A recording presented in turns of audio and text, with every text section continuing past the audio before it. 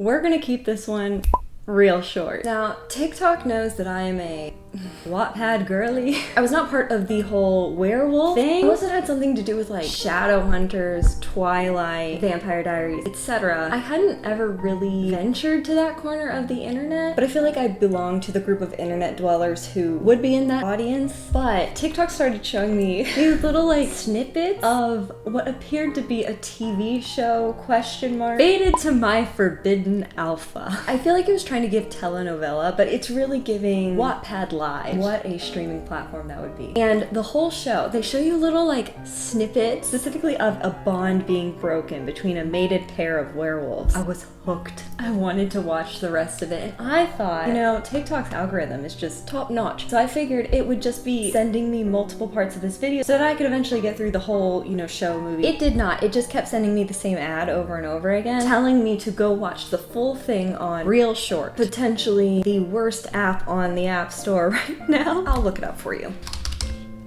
Here we have it on Google. There is no way. It has a 4.1 rating. Who did you pay? This app is TV shows broken up into like 60-second segments, and they're all vertical. You do not watch it horizontally. This is what I imagine Quibi was like at its height, but like worse. Because after you watch those 60 seconds, you get an ad that they say is like 30 seconds. They're longer than the show. It took so long. Real Short is an HD streaming platform featuring original short form show series never before seen anywhere. That's a mouthful. Changes the way you watch and consume videos. Yes, by giving you 60 seconds and then giving you a 60-second ad. But anyway, the problem with it being vertical is that I then had to go watch it on YouTube because I was so tired of the ad. And so I chose watching it on YouTube, probably illegally uploaded, with horrifyingly bad audio. I chose to watch something that somebody probably recorded with their phone here and another phone here, and that's the audio quality that I had. I preferred that. I chose that method, and I watched all 60 parts. It was just classic Wattpad. I wanted to look up the show so that I could point out the characters, but I think this brings up an interesting point about how this is like every other Wattpad book ever, because the titles are the Forbidden Alpha, sold to her Forbidden Alpha, trapped by my Forbidden Alpha, her Forbidden Alpha King. I feel myself going down a rabbit hole that I don't want to go down. Anyways, this is our main cast. Celine here is our main character, and she is the typical girl with no parents, no last name, acting as Cinderella for a cruel man who hates her, who is this man right here, Jackson. Apparently in this universe, when you are a werewolf and you turn 18, you get your wolf, which was not fully explained. Just when you turn 18, you look in the mirror and then a wolf starts talking to you. I assume that they can turn into the wolf, but because of CGI limitations, we didn't really do that except for the one time, and it was... So she turns 18 and finds out that this dude, the guy who has been mistreating her for the past like 13, 15 years of her life, is supposed to be her mate. Now he's the alpha of the pack. They took her in because she was an orphan. First of all, she's just turned 18. This man, he's been 18 for a while. How long have you been 17? A while.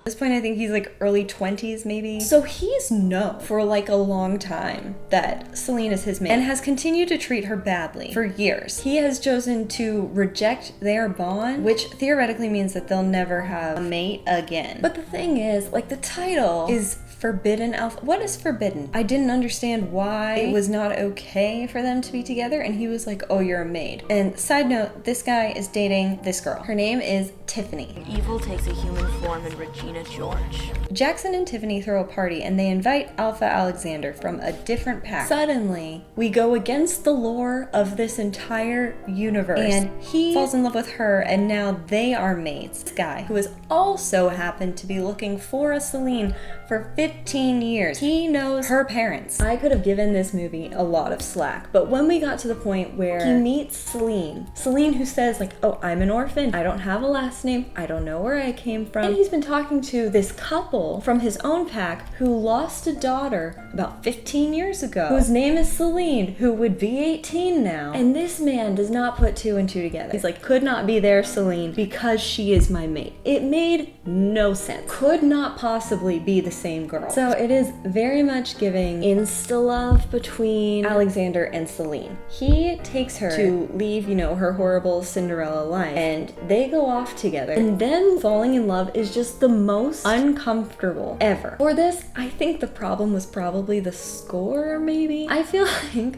if you've ever watched like scenes from great movies of characters, you know, having their moment, falling in love, all of that, and you take the music out, it's deeply uncomfortable. And I feel like that's what happened here, and no one was like, hey, we should fix the score before we publish this to the internet and pay a lot of money to push it to audiences so hard. Also, I'm sorry, absolutely not with the fried chicken moment. Celine gets out onto just like the normal world. First of all, she's acting like she's never seen the normal world. And then apparently Alexander has gotten this full service caviar picnic thing about to happen. And instead, Celine says that she has never had fried chicken in her life.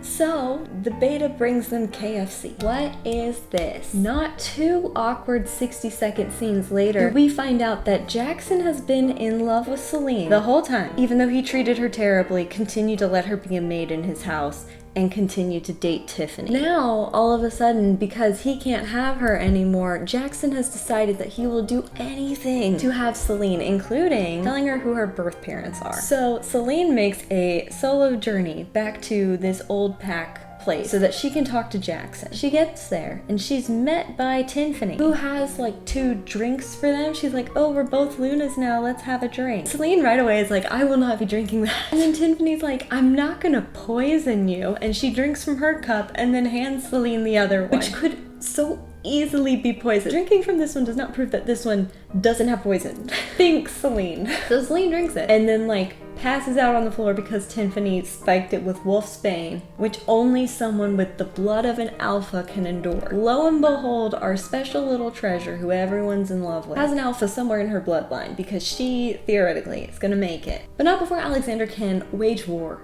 on Jackson's clan. We don't see any of the war, by the way. The only part that we see is Alexander showing up, turning into a wolf, which we don't actually see that part because that would have been out of budget for this film, I believe. And so we just see this like vaguely CGI wolf thing attack. And then we wake up in a hospital. Come to find out, Jackson is also in said hospital. And people are like, he might not make it. All he wants to do is see Celine. She goes and talks to him anyways. He's bandaged up around the face. He looks fine.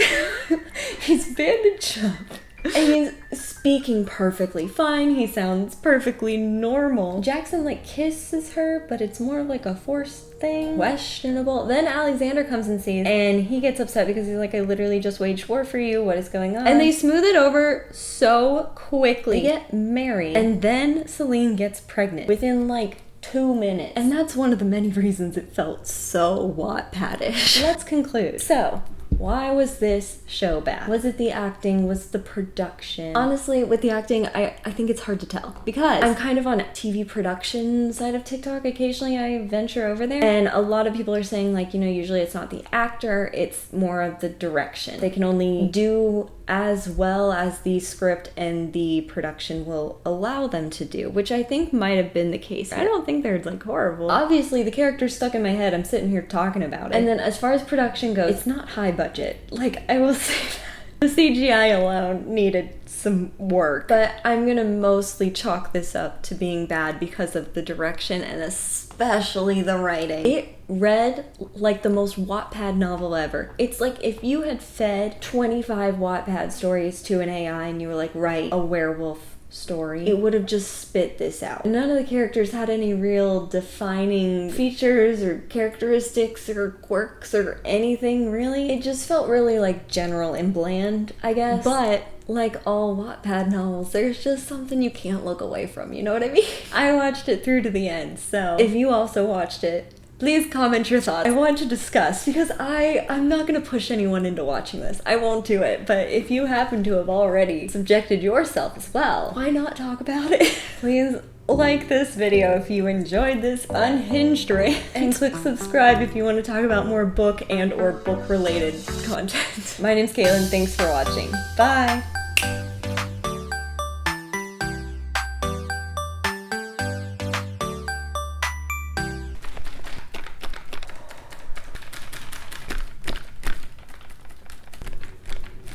I'm so slippery with sweat. Can't even move.